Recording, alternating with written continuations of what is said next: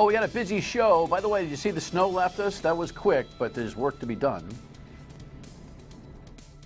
The Dan Yorke State of Mind program is brought to you in part by Lookout Rhode Island and Takeo Comfort Solutions.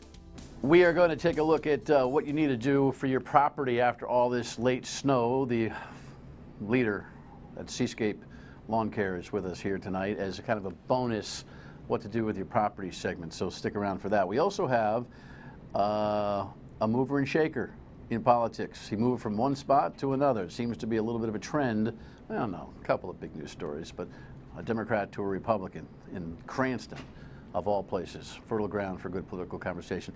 You'll meet Cranston Michael Farina coming up in just a couple of minutes. But I wanted to start the show with Caden. Can we show Caden? We have the picture of Caden here. This is Caden Watson, who is 5 years old, who I met today at the Hasbro Children's Radiothon. He was a smash hit, and he is one of the gutsiest little kids or human beings I've ever met in my life. Caden has a challenge. He was born with some of his intestines outside of his body, if you can believe that. And for 5 years, he has been challenged with having tubes and everything else. And he had an infection, so he had to be back in the hospital today. But he was sprite, and he was terrific. And I told him that he was one of my heroes, and I just wanted you to have a good look. A lot of you on the radio heard me say that I was going to put his picture on television tonight, and so I just wanted you to see him and say a prayer for Caden and all those kids who are needy of your prayers, never mind the expertise at Hasbro. It's a wonderful, wonderful facility that does God's work. Caden made the television. Excellent. All right, let's go to the rundown. Just could tick on a couple of things that are going on here. Yeah, it is kind of like a video whiplash. I can't figure out what the heck is going on with the story, and there's almost a who cares at this point. Here's the latest headline. This is the local agency that did the cooler, warmer version of the, well, actually, there wasn't a lot of cooler, warmer in this video. This is the We Are Rhode Island video that was part of the cooler, warmer program, which made no sense to anybody in what has to be the worst marketing layout in the history of man. Now they're trying to explain away how that little piece of Iceland video got into the video itself, and it was a placeholder, and it's like the third version of the story. And I just have a theme here when it comes to this whole thing, and that is, can we stop talking about it, stop running stories about it, and just get back to square one? Like I said last night, can we start over, eliminate all of these contracts, all of these deals, get some waivers, go back to point zero, and start again, zero-based, and try to figure out what a tourism and marketing program would look like in Rhode Island if you wanted to start one. Forbes put a piece out yesterday, lessons from the unfortunate launch of Rhode Island's branding campaign. So now there's a little crack in the I don't know, picture that Gina Raimondo has made available to the nation and the world. You know, just mover, shaker, flawless, those kind of things. Now the outside world is noticing that some things in Rhode Island are just not as they possibly appear on the outside. This hurts her Washington track, of course, but that's okay. Maybe she should just read what they suggest, because they suggest that amongst the lessons that ought to be learned is that you try out a campaign with the community that you're trying to reach before you launch it. Oh, I could have had a V8. So, interesting stuff. Take a read on that. All right, on the 610 connector, this is just a little ditty. I just wanted you to be aware that you can have a role in this big $800 million decision. DOT to hold meetings on the 610 connector plan. There's one actually that happened tonight, probably ending right now if you're watching this program at 7:30 on MyRI TV, or it happened earlier tonight if you're watching at midnight on Fox Providence. There are 3 more meetings that are going to happen, public hearings, April 11th at CCRI in Yorke, April 12th at the Webster School in Providence, and April 13th at the Cranston Senior Center. Excuse me. What I want you to know from this is we show you pictures of the 610 connector and the like, and I take a swig because I'm a little dry. You know what we're going to do? We as citizens of Rhode Island are actually going to participate in this conversation, because we're not going to let $800 million, half of which is federal, half of which is our own, that we don't have, go to a boondoggle project just to roll out some green because we got a bunch of bleeding heart liberals who think that we ought to green up everything and just spend a whole lot of money doing it. This project is going to put a lot of pressure on us because we're going to have to deliver half the $800 million through tolls. And when they don't actually work because the toll revenues don't match up, guess who's going to end up paying tolls once the gantries are up at $50 million in infrastructure? I wonder if our Cranston counselors got a thought of this, since Cranston's very much part of this conversation. And lastly, when it comes to the issues of the day, they're really fighting now. I mean, they are fighting. Headlines here about qualifications, who's more qualified, who's not. And of course, it's New York time for Ted Cruz to take his lumps from Donald Trump. Here's the latest from CBS. I'm not going to get beaten up. I'm not going to get lied about. We will fight back. Bernie Sanders started the day in Philadelphia, defending his sharpest blow yet to Hillary Clinton. At a rally last night, Sanders claimed this. She has been saying lately that she thinks that I am, quote unquote, not qualified. Let me just say in response to Secretary Clinton, I don't believe that she is qualified. This morning, Clinton responded to Sanders' remarks before campaigning in the Bronx on a subway train. Well, it's kind of a silly thing to say, but I'm going to trust the voters of New York who know me and have voted for me 3 times. Polls show Clinton is only 10 points ahead of Sanders in New York. The Republican candidates are touring the state as well, fueling an old fight. Donald Trump embraced a huge hometown crowd on Long Island, reminding people of one of Ted Cruz's infamous attacks. And I've got this guy standing over there looking at me, talking about New York values with scorn in his face, with hatred of New York. Cruz tried to clarify the comments in the Bronx. They're the values of liberal Democratic politicians like Andrew Cuomo, like Anthony Weiner. New Yorkers vote in less than 2 weeks. Ted, what are you doing in New York?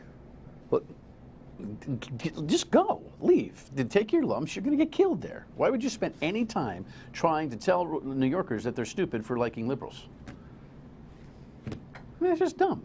Just, Donald's going to give you a good butt whip in there and move on. And Bernie, I hate to break it to you. You may be mad at Hillary, but on paper, she's the most qualified candidate for the presidency of the United States. Now, you may like what she's done, but silly season is in full gear on both sides, but we've known that for a long time. It's funny, though, the Democrats are starting to match the silliness of the Republicans because, the heat's on and Bernie's actually in semi-contention. Hillary won't admit that, and she's holding on to superdelegates, but you know what? That hold may not be as tight as she hopes it to be, and if she loses them, that's a dead heat. All right, so it seems like it's the season for trying to figure out who you are. Self-actualization in politics is kind of an interesting thing. Here's the headline that started some of the conversation last week. And here's a new one that came, I don't know, commensurate. Actually, I think Mike might have beat Karen Macbeth in terms of timing on this. I guess it's big news around here when you switch parties. Michael Farina is the councilman in Cranston. You beat her on this, right? Weren't you first? Well, she announced first, but I think I filled out the paperwork first because she announced on a Monday and you had to fill out the paperwork on a Tuesday. Right, the deadline was what, the 31st? 31st, right? Yeah, On the 29th. Okay.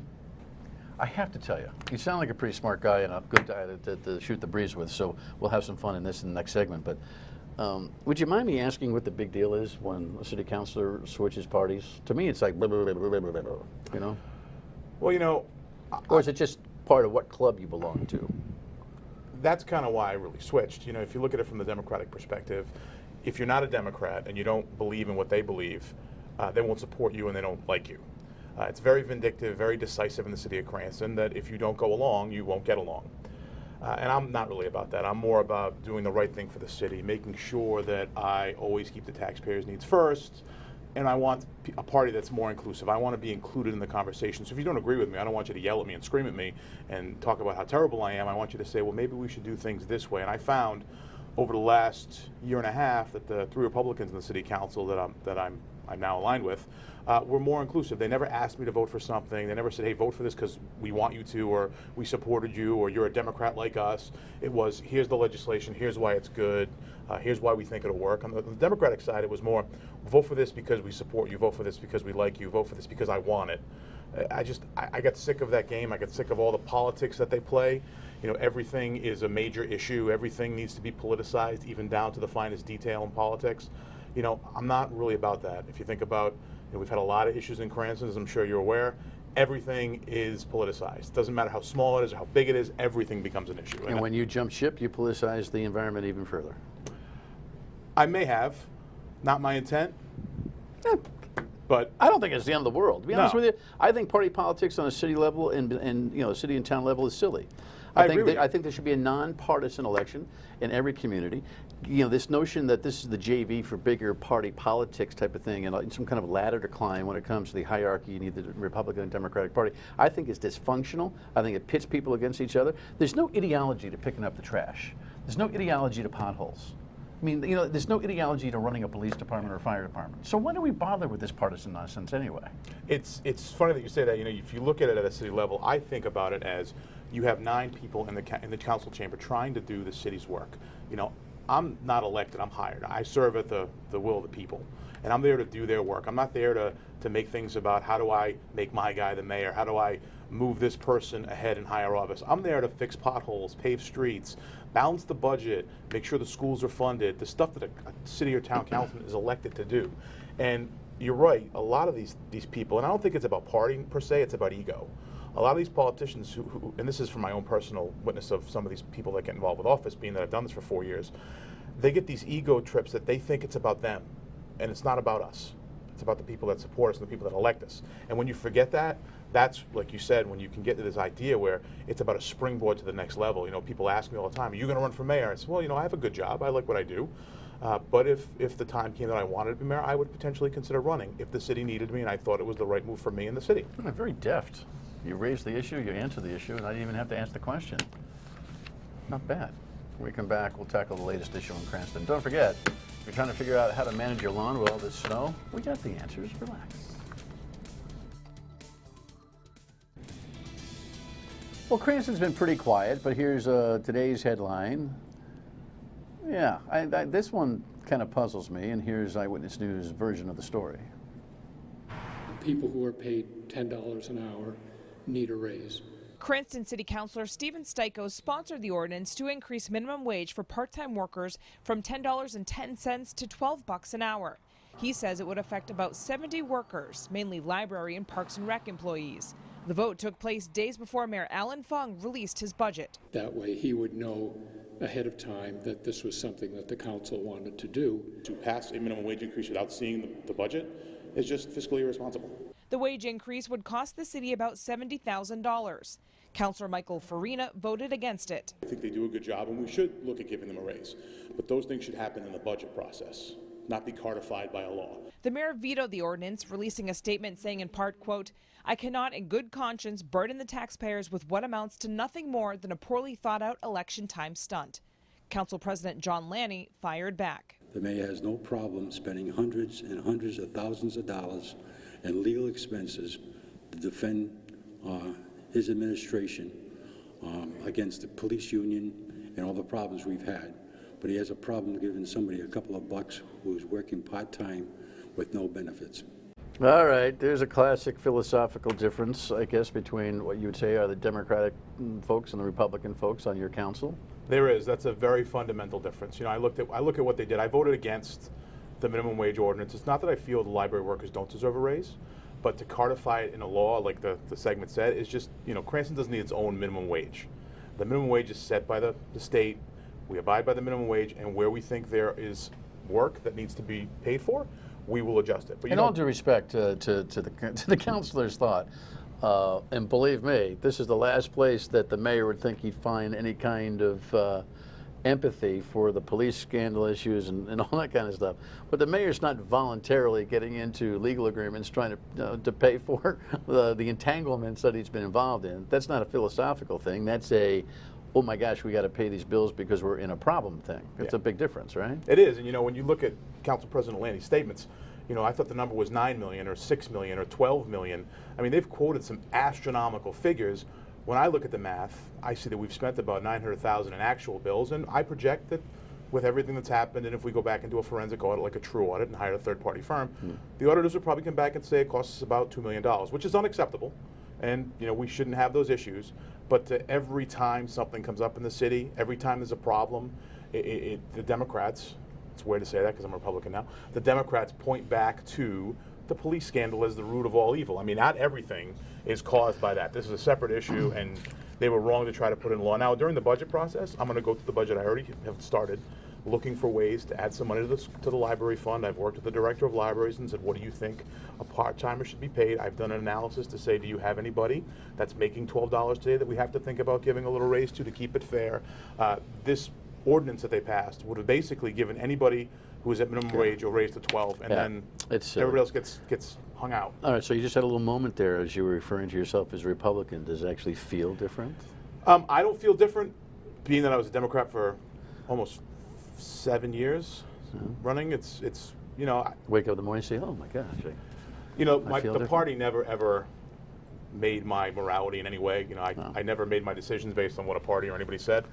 And I never even think of myself as a politician, more just a guy who does it to help people. All right, you're a Republican now. Who's your candidate for the big job in the United States of America? Yeah, you played the little vignette in the beginning. Man, you look at him, you're right, silly season. I wish politics at the highest level was more about policy and what they were going to do for us. Give me an answer. Who's your candidate? So I can make a case for a couple people. I like John Kasich. I think being that he was a governor and a senator and ran the budget committee, I think he would be a potential candidate. Are you a Trump guy? No. Yes, no. Will you vote for him if he's the nominee? I will tell you, I don't like Hillary Clinton. I think she's qualified, but I just don't like her personally. Will you vote for Trump if he's the nominee? Who will you vote for? If I have to choose, the primary is actually going to matter. Short answer. Who will you vote for? Trump. In the general. In the general. In the general. Not in the primary. In the primary, I'm still thinking about it. I'm still trying to hone in. You know, we haven't done a lot of primary work in the state. They haven't done a lot of presenting as what they're going to do for Rhode Island. Yeah. Well, clearly you are glib, and as a new Republican, we'll give you some time to get used to the newness of it, and we'll bring you back. We'll talk some politics later in the season. Sounds good. Mike, nice to meet you. Nice to meet you. And when we come back, you're freaking out over the notion that there's snow all over the place. You're supposed to be mowing your lawn, for heaven's sake. Don't worry, Dr. Jim will figure it out for you. Stay with us.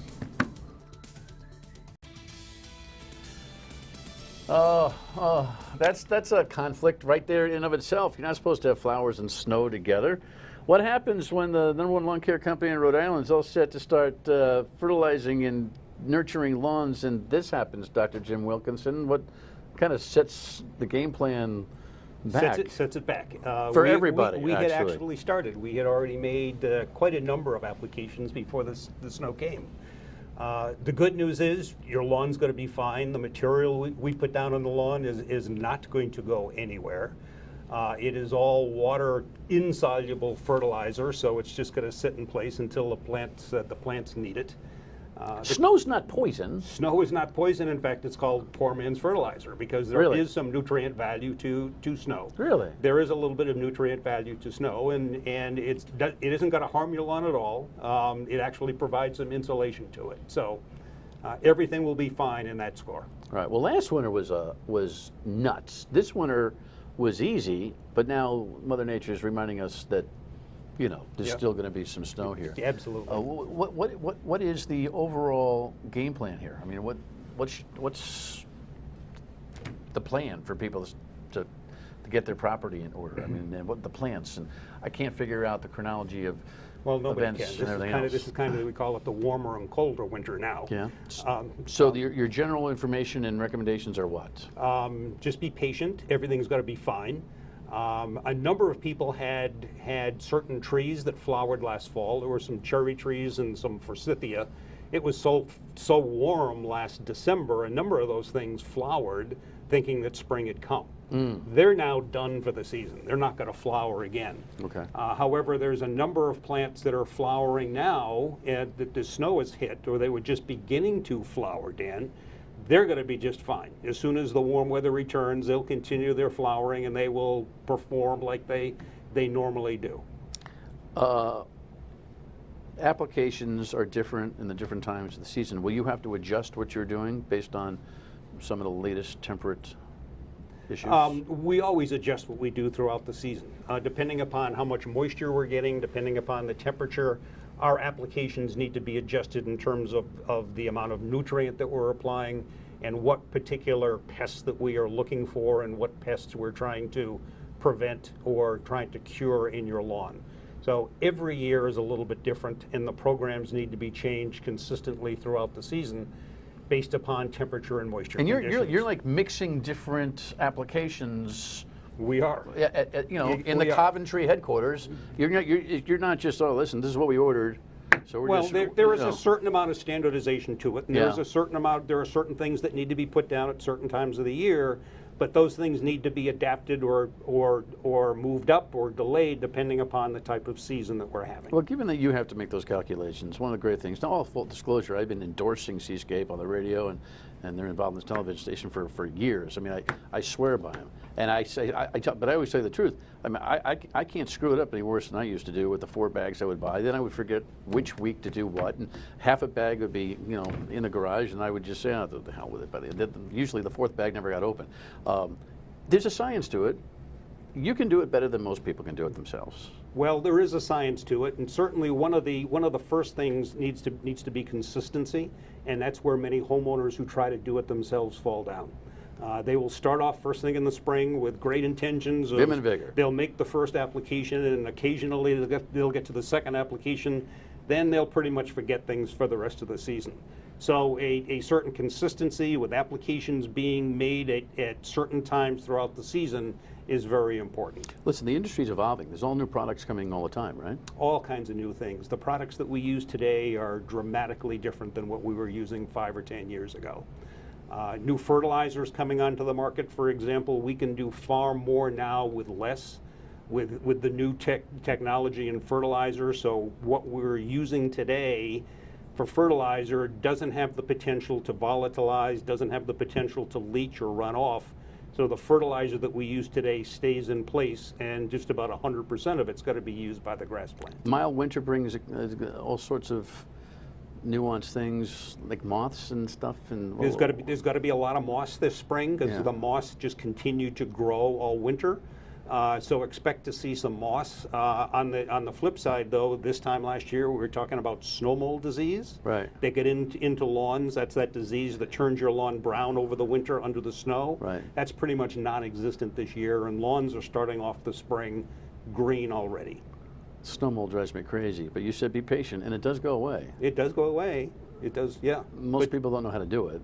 Well, it takes a little bit of fertilizer to do it. It takes some patience. It's helpful to rake it out. But again, you're not going to have a problem with it this year.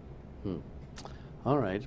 So the moral of the story, what do you think in running this company for as long as you have, what's the number one thing that people come back to you and say, thank God I did it? Thank God, I finally gave it up. What's the trigger for the customer, the benefit that you can predict that they'll see? If they're patient on our program, they will see a dramatic increase in their quality of lawn because we are providing what the lawn needs throughout the entire season in a consistent manner. And fall, not to get ahead of ourselves, fall impacts spring. That's the one thing I learned most. Fall has a dramatic impact on the following spring. If you don't do what needs to be done in the fall, next spring you're not going to be happy with your lawn. So we oftentimes tell people that of all the fertilizer applications we make, your fall applications in September or October are the most critical of the entire year. But let's start now, and don't worry about the snow. Give SeaScape a buzz, and you'll do good. Good to see you, my friend. Good to see you. All right, final word, and when we come back, stay with us. Alrighty, hey, listen, coming up on the Friday broadcast, Bernie Sanders, Regional Political Director. That ought to be kind of an interesting conversation to figure out what makes Bernie tick, what makes his constituents and followers tick, and what makes Bernie think that Hillary's not qualified for the presidency, at least by resume, all right? Thanks for watching. We'll see you on the radio tomorrow at noon until 3 on WPRO. Have a great night.